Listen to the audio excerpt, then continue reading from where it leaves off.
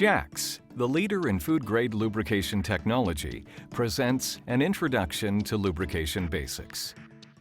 In this module, we will discuss reasons why we use lubricants, the function of lubrication in your plant, and fundamentals for choosing the right lubrication for the job.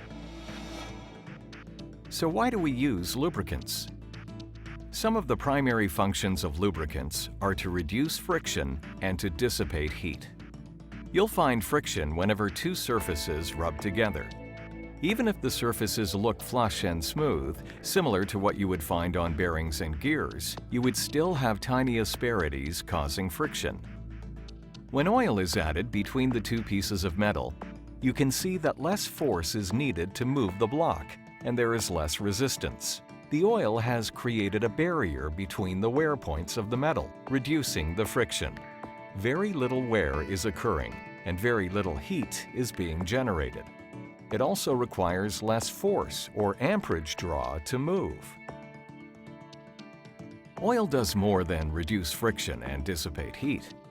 Lubricants also help to prevent contaminants from depositing on the surface, so they reduce buildup or sludge. The lubricant washes away the contaminant to a filter where the material can be removed. As shown in this salt fog corrosion test, lubricants also help to protect against rust and corrosion through chemical additives. Viscosity is the most important characteristic of any lubricant. Basically, thicker oil is higher in viscosity, and thinner oil is lower in viscosity. If an oil is too thin, it will squeeze out, resulting in increased metal-to-metal contact, increasing wear, friction, and temperature.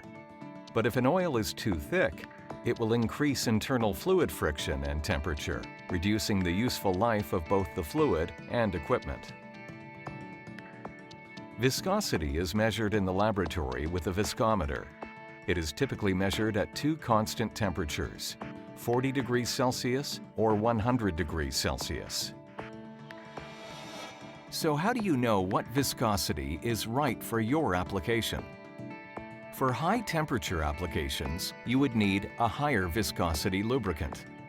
For higher load applications, you would also need a higher viscosity oil. For higher speeds, you would need thinner oil, a lower viscosity lubricant. And for lower temperature applications, you'll also need a lower viscosity oil. The viscosity index, or VI, indicates how a lubricant's viscosity changes with variation in temperature. A high viscosity index indicates the oil will have minimal viscosity change with extreme temperature variation. A low viscosity index indicates the oil's viscosity will have dramatic viscosity changes with extreme temperature variation. So it's very important to consider viscosity index, or VI, for applications with extreme temperatures. It is important to know the pour point of a lubricant. This is the lowest temperature at which the lubricant will flow. This is particularly important if you operate equipment in extreme cold.